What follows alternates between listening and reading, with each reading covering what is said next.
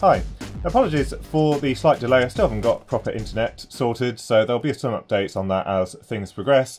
But today we're going to look at a new project. This one is sponsored by PCBWay, and we've got some PCBs in here. Let's have a look at what we're actually building first. So what I'm hoping to build are some new studio lights for my lab bench. At the moment I've just got some very standard domestic LED lights. They don't have very well controlled colour temperature, and also they are not that particularly good for colour rendering. So the great results that I had from the Cree XHP70B LEDs on the aquarium light, I'd like to carry forward through into building this studio light. So this is the design that I've been working on. You can see that we've got two LEDs at the front, and they've both got a lens on them obviously to somewhat focus the light. I'm not necessarily expecting to be able to drive these at full power, so 60 watts per light is probably a little bit excessive, but the driver circuitry will be capable of doing that. And then I've designed this 3D printable case. I don't think the barn doors are quite right yet. We're going to have to play around with those at the front just to cut off light from areas that I don't want it, particularly where it's going to be pointing near my face, because it's actually quite difficult to see sometimes when I've got some of the lights on towards the side of the bench. And then, as you can see, towards the rear, we've got some vents. There is obviously fan cooling because these LEDs do produce quite a lot of heat. There's a heatsink on the back of that PCB. And then finally we've got the driver PCB at the back there with a similar OLED arrangement to what we had on the aquarium light, some brightness control, and there's also a bit of expandability so that in the future we can either control these with DMX to control the brightness, or maybe with some kind of wireless interface, but that bit's still TBD. But we've got a little bit of space in there to allow some additional circuitry at some point if we need it.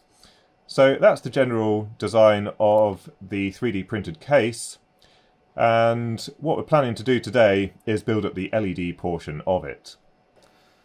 So I'm very fortunate in that Altium have offered me a full license for Altium Designer so that I can use the tool at home and also for tutorials on my YouTube channel. They've also given me a license for some of the additional plugins, so when we look at the driver PCB in a future video, we're going to be able to do some really interesting analysis on the currents on the PCB.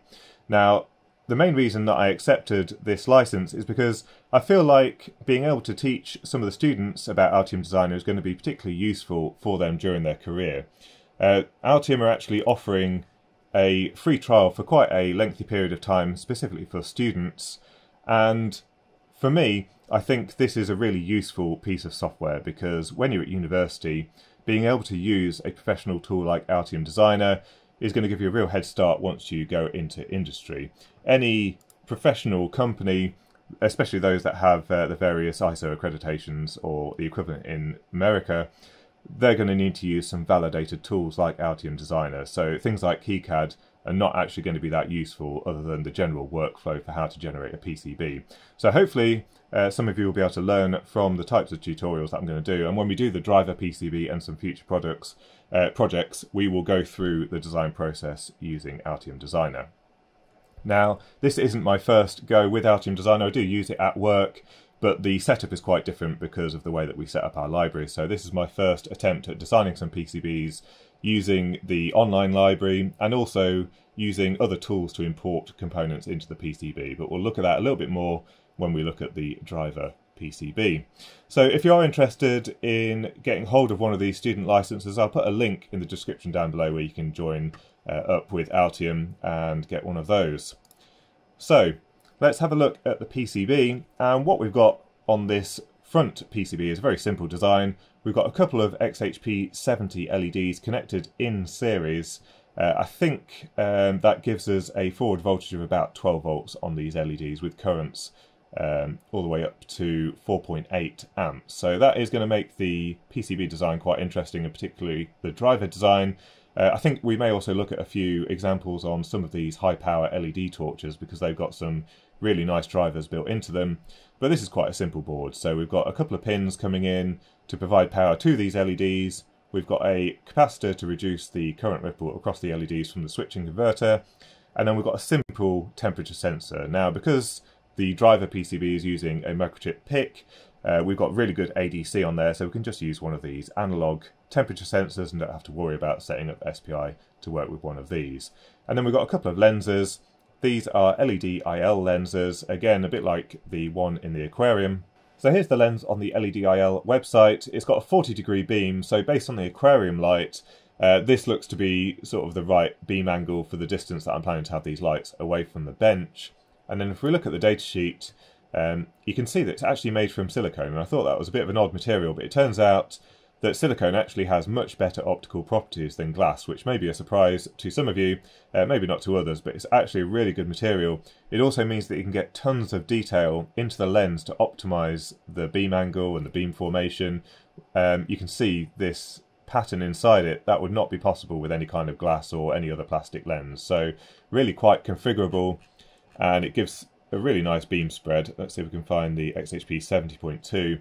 So you can see this is the kind of beam angle that we're looking at, and this looks to be optimal for this application. And you can see here with the XHP 70 you're getting a 96% efficiency, which is way higher than any of the other lenses. Oddly, for the XHP 70.2, which is the one I'm using, the efficiency is not quite so high, so I'm not quite understanding what the difference is, because the physical form is the same for both of these LEDs, so there must be something strange going on there. But yeah, really interesting lens. And then the PCB is fairly simple in construction, just a standard 2-layer PCB. And here you can see that you can actually import the models for the lens directly from the LEDiL website. We've got the pin headers, and on the back side we've just got a pad for a heatsink. Now if we look at that in FreeCAD, you can see we've got the LED lenses here, and then on the back of it we've got a heatsink that is going to be adhesive taped onto there. Hopefully it provides enough mechanical strength, but it's quite a big area, and the heatsink is aluminium, so it shouldn't be too heavy, so we shouldn't have too many troubles. And just a reminder that today's video is sponsored by PCBWay, where you can get some really excellent quality PCBs made with really quick turnaround, and with a whole load of options that aren't necessarily always available at some of the other suppliers. So we've got all the different colour PCBs that we can have made, various different thicknesses depending on your application, and obviously a whole load of different materials. Now, more interestingly, and something that we might try on this project, it now turns out that you can actually get some 3D printed parts made, also CNC machining, sheet metal fabrication. So we are going to give this a go on this project, because they've got some really interesting materials for the 3D printing, and I'm really intrigued to see how the quality comes out, because they can also do finishing of the design, including painting, sanding, all that kind of stuff. So we're going to give this a go and see how that turns out. And so onto the PCBs, let's have a look inside the box. So we've just simply got a stack of these PCBs. I did order 20, but unfortunately they were only able to deliver 18, so there must have been something wrong during the production process. They did ask me if that was enough for this project, which it is, so I didn't ask them to make the additional ones and send them later. So here are the PCBs exactly as designed in Altium Designer. Let's take a look at one of them more closely. And so here's our PCB in that super matte black, really nice quality finish on there. We've gone to the immersion gold finish. We've got thermal vias straight through from the back of the heatsink pad on the XHP 70 LED. So that should give us nice thermal conductivity through to the back. And then on the back here we've just got a big heatsink pad, which is where we're going to attach our aluminium heatsink. Now onto the heatsink, I had a bit of trouble finding a suitable heatsink at a reasonable price. The types of ones I was looking at were ridiculously expensive in the kind of form factors that I was after, and then finally I came across these heatsinks from Advanced Thermal Solutions on DigiKey, and this is quite a long heatsink, 300mm long, but it has a nice tall fin height of 35mm and a width of 25, which is perfect for this PCB. And the really nice thing is that this 300mm length is only £12.39, which compared to some of the individual heatsinks I was seeing, this is going to save us about a third in terms of the price. So really nice, but we do need to cut it down.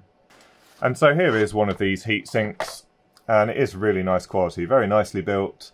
And one of the things that I liked about these is the arrangement of the fins on this heatsink is going to promote some really nice airflow. Basically, we've got the fan blowing in at an angle, and then it's going to exhaust at the side of the fitting. But these fins are thin enough that we're going to get some really nice airflow through there without too much restriction. So we should get some really good cooling. And it looks like it's going to fit quite nicely on the PCB. There you can see it fits nicely, and we're going to use some 3M thermal tape to hold this in place. The main thing is that we've just got to try and cut this down to size, which looks to be about there. So I'm just going to try and cut this now. There we go.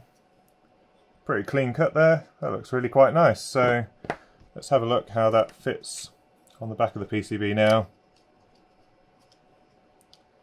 And yeah, that's a pretty good match. So that's nice and simple, and should give us plenty of heat sinking from these LEDs. What I've learned from the aquarium light is that actually just that small amount of airflow seems to keep one of these Cree XHP70 LEDs quite cool, even at full power. The small amount of airflow that we had was really enough to keep that PCB on the aquarium light below about 35 degrees C, so this should be no problem whatsoever, bearing in mind that these LEDs are actually fairly happy running at much higher temperatures than that. So what we need to do now is we need to get these LEDs and the other components onto the PCB, and then we can give it a thermal test with the heatsink on there as well as a fan and see how it behaves.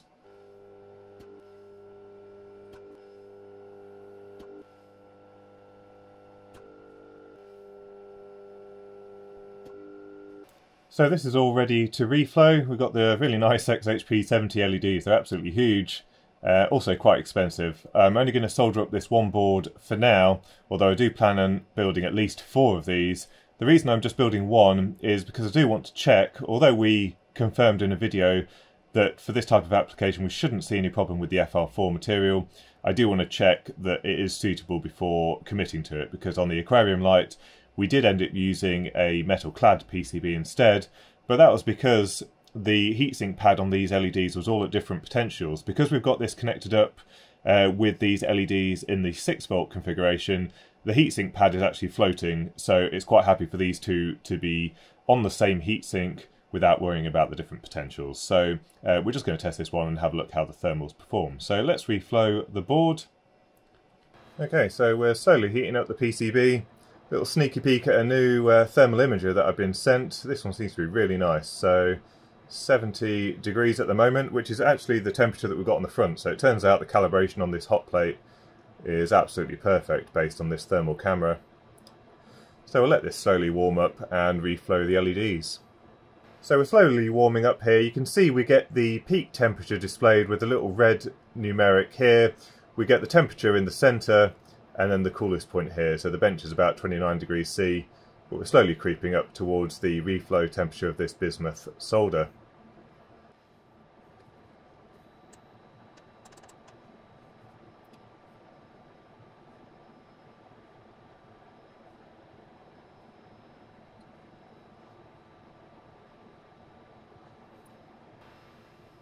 And I think we're pretty much cooked there, so I'll turn down the temperature and let this cool down. Now to attach the heatsink, first of all I'm going to clean this up with some acetone or something similar, and then we're going to use this 3M 9672LE thermally conductive tape. It's also a little bit thicker than some of the other tapes that you can get, so it's 5mm thick, so it's specifically designed to be a little bit more compliant to a few imperfections. Now I was a little bit concerned that the PCB wouldn't be absolutely flat as well as the aluminium heatsink, so I figured this one would be the ideal one for this application. It's a little bit pricey for a roll of tape, £24 plus VAT, but there's a lot on there. This should last a long time and this should give us really good results. So let's try that.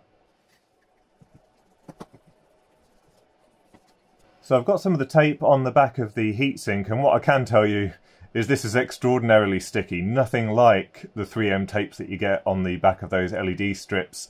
I touched it slightly and now my fingers are completely sticky. It's left loads of residue, so I'm pretty sure this isn't going to fall off anytime soon.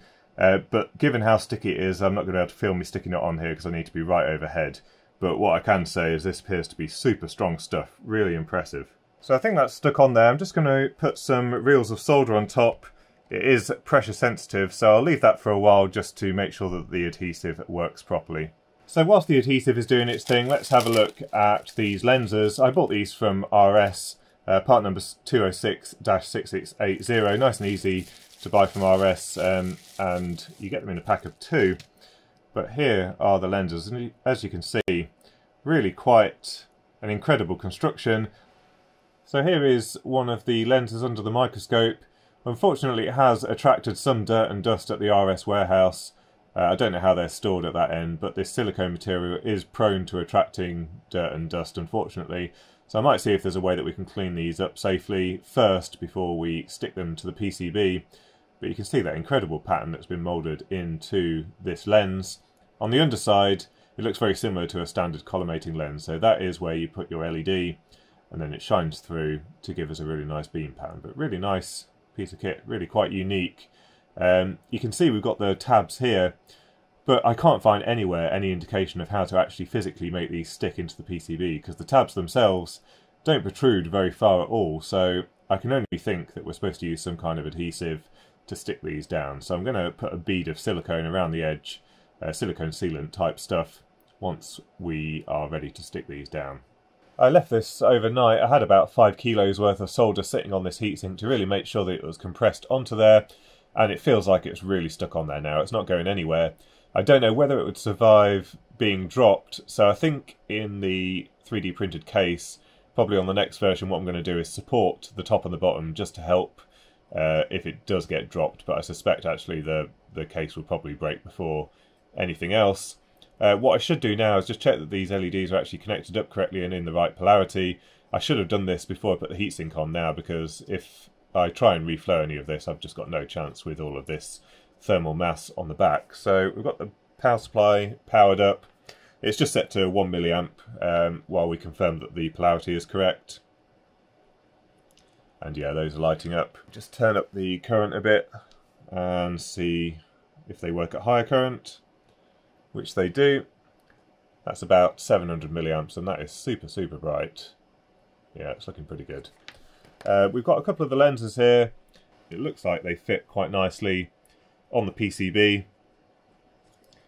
And you can see the effect that the phosphor has on the inside of there. Sort of gives you an indication of what the beam angle will be as well, because where we start to see less and less of the phosphor, that's where the beam's starting to disappear. So let's just give it one more power up with the lenses in place. And yeah, that's looking pretty good. Great. So in the background I've had the 3D printer going, and I think most of the parts are ready. Let's go and have a quick look at that. So for the prototype, I printed all of the parts with the Geeetech A20M. If you watched one of my previous videos, you'll know I had a few troubles with this printer. I seem to have fixed them all now, I think. So the first thing that I did is got rid of that sticker that you're supposed to print onto. I had real trouble with that, and I also couldn't get the prints off properly. Now that I've got the glass super plate, it seems to print a whole lot better, and I can easily remove them. If I'm having a bit of trouble, all you have to do is take the plate off and stick it in the freezer for 5 minutes, and the parts just lift straight off. We're using some genuine Geeetech 3D printer filament. This is just PLA+, but this is giving some really nice prints. I'm quite impressed with the flow that we're getting from this filament. The other problem that I was having before is having quite a lot of stringing between parts, I think because the retraction settings weren't optimal for this printer. The main problem is, compared to the Ender 3, this one has this whole length of tube between where the feeder is and where the extruder is. So every time you need to pull back the filament slightly, you actually have to work a lot harder to pull that whole length back. So I've changed the settings slightly to make it a little bit more forgiving. It does mean it's a little bit slower to print if there's lots of intricate parts, but now I seem to be getting perfect results every time. So I'm quite impressed with how it's working, and certainly the Geeetech 3D printer filament seems to be working quite nicely. I'll put a link to these parts in the description down below, also for my other printers that I use as well, if you are interested in taking a look. Right, so that's the majority of the parts. I haven't printed the little cradle bracket thing yet. Like I said, I think there's a bit more work to do on the barn doors. When these are mounted across here, I think I've got this slightly wrong, because when we've got these ones on the side, we've got this gap here that's never going to be able to be closed. Maybe I'll have a look at some stage lights and see how they do theirs. I suspect one of these, maybe the bottom one, needs to be significantly wider so that you can cover that little gap there. But this is my first print of this. I've tried to make it as printable as possible, so you know, this one was printed like that. This is the back panel where there's going to be an OLED, a couple of buttons and a rotary encoder. Actually no, it's a potentiometer, I think. That's going to sit at the back.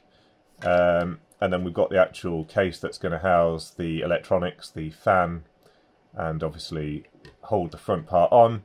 And then we've got this little fan bracket that's going to sit inside.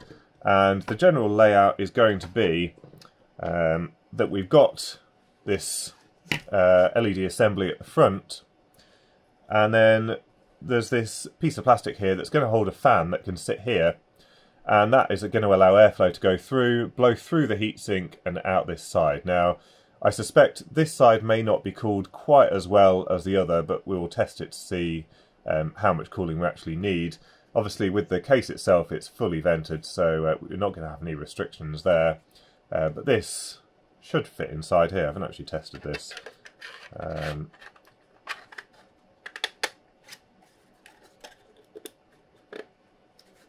Oh, it's upside down, but you can see what's going on. Basically, we've got this front part dedicated to cooling the LEDs, and then at the back here, this is where our controller PCB is going to sit, and then we've got this panel to sit at the back, which has the OLED and the controls on there.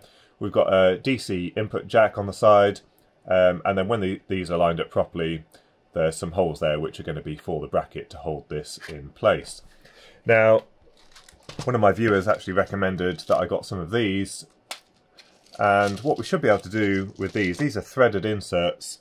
I've got a couple of different sizes, but this will allow us to screw some M3 screws in and have something solid to go into. And basically you put these into the holes here and then press them in with some heat, and that causes them to set inside the PLA material. So that should give us a nice mounting to mount everything together. And obviously we've got a slightly bigger size for the larger bracket that's going to hang off here, but that should hold everything together quite nicely. With the LED, which is what we're looking at today, I think I designed this to fit through from the front. Yeah, which it does quite nicely. Obviously the lenses need to be glued in, and then this, through this side, will screw through into here like this. So that will all fit together and screw in, and that's the way that front part of the assembly actually goes together. But that all looks like it's working quite nicely. I will probably wait until I've done the PCB at the back before I send these bits of plastic away to get printed. But actually, most of it's looking okay. I just need to refine these barn doors to cut off some of the light that I don't want shining all over the place. So let's have a go at putting these threaded inserts into this PLA Plus material. So I think we're going to try and get this into the hole so it's roughly in the right place. We're using the mini wear iron so that I can set the temperature something a bit lower, 230 degrees C. And we've got a conical tip, and that should just insert here, and hopefully we can just slowly push it in. Once it's reached temperature, it should slowly go in there. Yep, you can see it's going in.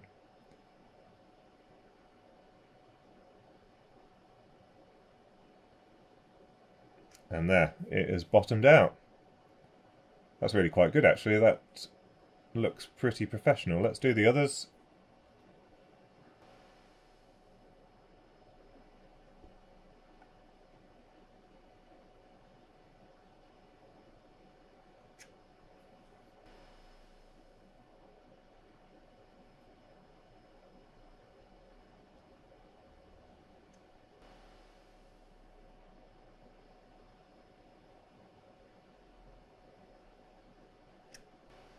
Yeah, that's pretty good.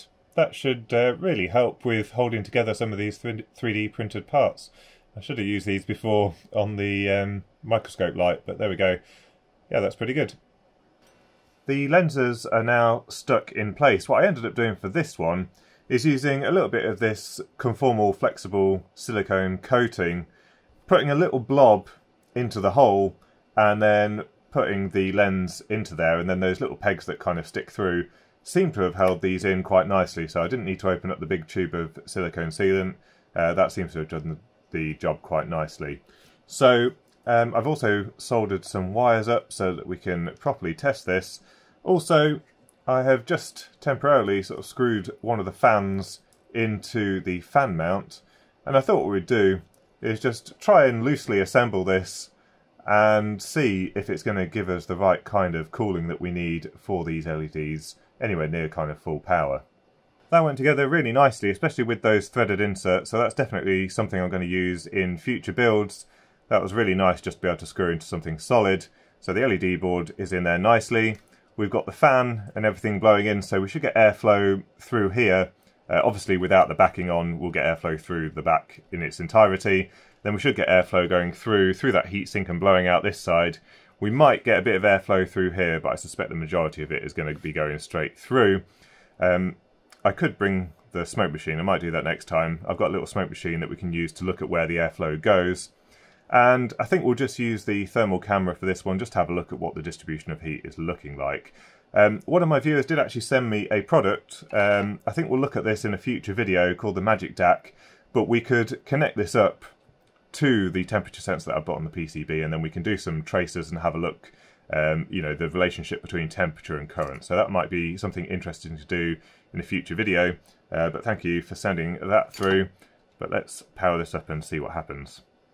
The fan's on at about half speed, so only 12 volts going into this 24 volt fan, and there's a reasonable amount of airflow coming out the side here. I may need to turn it up at full power, and we are getting a little bit of airflow out this side as well, so I'm fairly confident that we'll get reasonably even heating of the PCB at the front, especially considering we do actually have an aluminium heatsink on the back, which should be good at spreading the heat across the entire PCB anyway.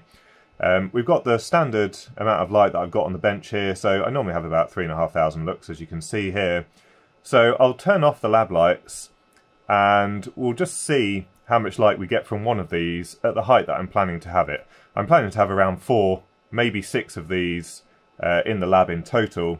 But let's see how much light we actually get from one of them. So we'll turn off the lab lights. And just for caution for now, I've only set this to 4 amps instead of 4.8 amps. So that's in position there, that's just one of these lights, and I'm getting more light from that than the entire setup. Obviously the distribution of light isn't quite the same, so it's a little bit of an unfair comparison, but certainly with 4 of these we're going to have more than enough light to shoot any videos with. But that is looking pretty good. It's also a really nice colour temperature. I did mention this with the aquarium light, but this is way nicer in terms of the visual appearance, for me at least, sitting at the bench. So you can see on the thermal camera the temperature is climbing. It's at about 46 degrees C at the moment in the centre of the board, so things are starting to heat up a little bit. I'll give it a bit longer for the temperature to stabilise. So that seems to have settled at about 47.6 degrees C, which actually is not too bad.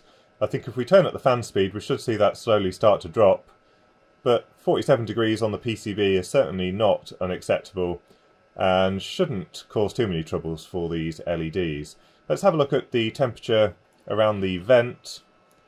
So you can see here we're getting some heat inside here, about 31 degrees C. Certainly the air that's coming off this does not feel all that warm. You get a lot more heat out the front, which I think you might be able to see on the front of the 3D printed part there. You get a lot more out the front than we are getting out the vent. So that air coming out doesn't quite correspond with the temperature of the PCB. And one of the things that I did want to test with this board, I know we did a video previously about the difference between some FR4 material and with a metal clad PCB, but I think now's the time to decide whether I want to get a metal clad PCB made before I end up soldering all of these LEDs on, because they're quite expensive and I don't want to have to go back and rework these LEDs once I've soldered them all in.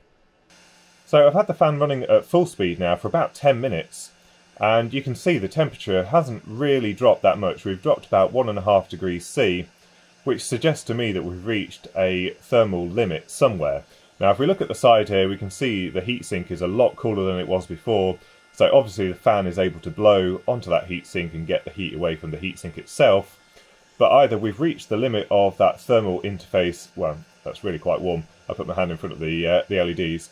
Either we've reached the limit of the thermal tape that we have between the PCB and the heatsink, or probably more likely, we've reached the limit of how much energy those thermal vias directly under the LED and around it can actually dissipate. We've got 30 watts being dissipated in each LED, That's 60 watts in total, so quite a lot of energy there that we've got to get rid of. And it suggests to me that we've probably reached the limit of that FR4 material. Now, I did a test, obviously, a while back, but we weren't putting anywhere near the amount of power into the board as we are now. So there's probably a limit to where FR4 material is acceptable.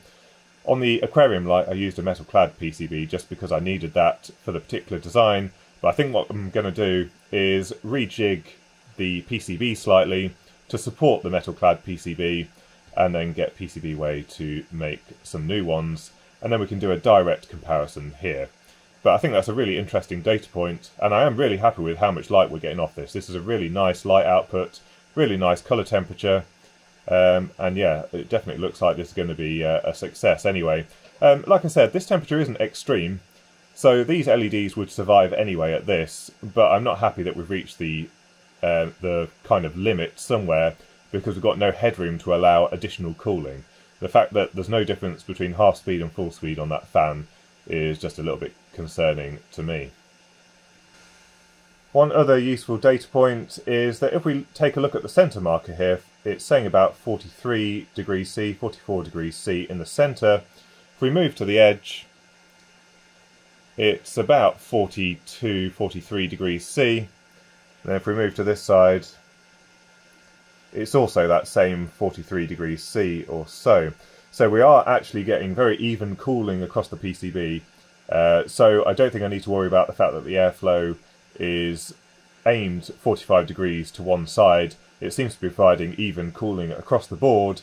It's just that potentially we've reached a thermal limit somewhere on this assembly. So I think this is looking like a good basis for the design. Obviously, in any design where we've got high temperature, high current, high power, something a little bit less ordinary, you're almost certainly going to have to respin the board at least once, and that's why we do prototypes. So I'm going to need to rework this PCB slightly. As it is, I can't send this out and just say make this on a metal-clad PCB, because this has been designed for a two-layer board. So first of all, we've got to get rid of all of the thermal vias. They won't be needed. The mounting holes can stay exactly as they are, but these connectors for the LED and for the temperature sensor cannot be through-hole parts. If you can imagine that we've got the copper-clad material, then a thin piece of insulated material, then we've got the aluminium PCB underneath. If we soldered our through-hole connector through into the solder pads on the front, we would probably short out those pins on the aluminium PCB because there's no insulated material. So I'm going to have to convert these into some surface mount pads, probably notch a little bit away from the PCB at the top and the bottom so the wires can pass through to this. But I think, having done the aquarium light project, I'm going to try and find some surface mount connectors, because trying to solder those wires on to an extremely thermally conductive PCB is not fun. So I think if we can just reflow this on the hot plate and then just have some plugs that we can plug in to take the wires to the back, that's probably the better option. So I think the turnaround at PCBWay is something like 5 or 6 days for aluminium. I may be wrong on that, it might be a bit quicker, and a couple of days delivery. So hopefully in about 2 weeks or so we'll be able to have the new PCBs and test these with the much higher power that we're putting into these LEDs. So a big thank you to PCBWay for sponsoring this video. Don't forget to visit them if you are thinking about getting some high quality specialty PCBs, especially the aluminium ones. And like I said, we're also going to be looking at getting the 3D printed case made by them as well, to see what the quality is like. This isn't too bad and certainly fine.